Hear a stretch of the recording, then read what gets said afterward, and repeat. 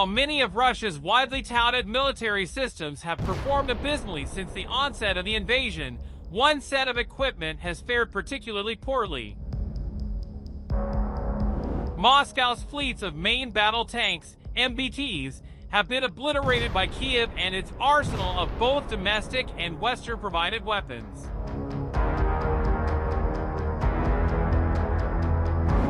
Although Russia's antiquated armored vehicles like the World War II relic T-54 were not expected to perform well against modern anti-tank weaponry, even the country's newest and most cutting-edge variants have suffered greatly throughout the invasion. According to several intelligence trackers, Russia has probably lost more than half of its advanced tank fleet. In late May, Forbes reported that more than 2,000 Russian MBTs had been destroyed, captured, or abandoned in the war.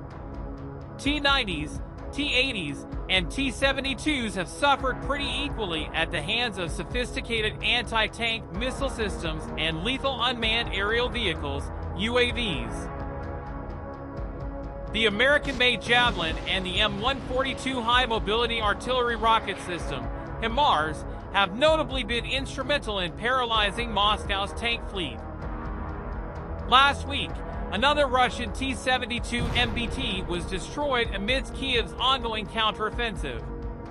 The open-source intelligence group Ukraine Weapons Tracker published a video showing the aftermath of the attack, which was carried out by artillery and FPV loitering munitions near Kreminna Oblast. Similar videos have popped up consistently over the last year and a half, indicating that the Russian tank platform is not as formidable as the Kremlin often purports. In May, the Russian Chechen Republic leader mirrored the Kremlin's rhetoric surrounding its T-72 platform. Ramzan Kadyrov asserted that the upgraded Russian tank could easily take down its American M1 Abrams counterpart, noting that the U.S. MBT was similar to a children's pedal car, unlike the real power of the T-72. Ukrainian troops are expected to finish U.S.-led training on Abrams tanks by the end of the summer, a timeline that obviously worries Russia and its allies. The White House pledged to deliver 31 M101 Abrams tanks to aid Kyiv's defense efforts by fall 2022 earlier this year, a promise that appears to be taking shape. Designed for the Soviet Army in the 1960s, the T-72 MBT has evolved to represent a critical component of Russia's military. The Ural tank was largely derived from its T-62 predecessor and became an instant export success by the time it hit the production line. The T-72 became the most widely used MBT by the Warsaw Pact countries prior to the collapse of the Soviet Union. Fitted with a 125mm smoothbore gun and a 12.7 anti-craft machine gun, the Ural tank can attack low-flying targets. This Russian tank is technically faster than the M1 Abrams counterpart. However, this is due in part to its lighter frame, which is less outfitted for protection than its American counterpart. The T-72 also lacks the capability to drive in reverse at speed, a critical capability that the Abrams and other Western battle tanks, including Germany's Leopard 2, possess. Considering the American Abrams, German Leopards, and British Challengers that will shortly join Kyiv's war efforts on the front lines, Russia's remaining tank fleet is in trouble.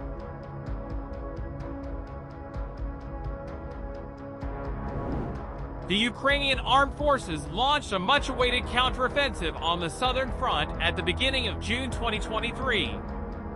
The battle for the south is a daunting task of strategic importance for Ukraine that Russia prepared well for. The occupied Zaporizhia Oblast in southeastern Ukraine, where Ukrainian forces are slowly advancing from several directions, is riddled with Russian trenches and minefields on an unimaginable scale. Although Ukrainian forces have already achieved tactical success by pushing the Russians out of their stronghold in Robotyne, at this stage of the counteroffensive, significant territorial gains are hardly possible without degrading Russian firepower first. And this is exactly what the Ukrainian army is doing.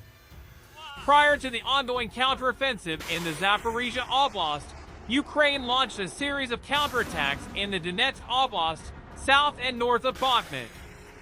Despite its little tactical and strategic importance for both sides, Bakhmut became the longest and bloodiest siege of the Russian all-out war against Ukraine. The battle for this emblematic Ukrainian stronghold started in August 2022 and lasted more than 9 months before the Russian army captured the town in May 2023. Russia invested a lot of effort and suffered heavy casualties to capture Bakhmut and, therefore, cannot afford to lose it without a fight. Although Ukrainian counterattacks in the Bakhmut sector are hardly the main effort of the ongoing counteroffensive, they are an essential part of it. Ukraine gradually increased pressure on the flanks around Bakhmut, threatening to encircle the town and pinning a significant number of Russian forces in this area. Ukrainian attempts to create a bridgehead on the eastern bank of the Dnipro River in occupied Kherson Oblast is another twist that may change the course of the counteroffensive dramatically if Russia pays no attention to it. Meanwhile, Russia tries to distract Ukrainian forces with attacks near Kupiansk, Kharkiv Oblast, eastern Ukraine, Kreminna, Luhansk Oblast, eastern Ukraine, Mariinka, and Avdiivka, both in Donetsk Oblast, eastern Ukraine. These are the only areas in Ukraine where the Russian army still goes on the offensive. However, the main fighting is taking place in the Zaporizhia Oblast, where the Ukrainian army is slowly but steadily grinding forward.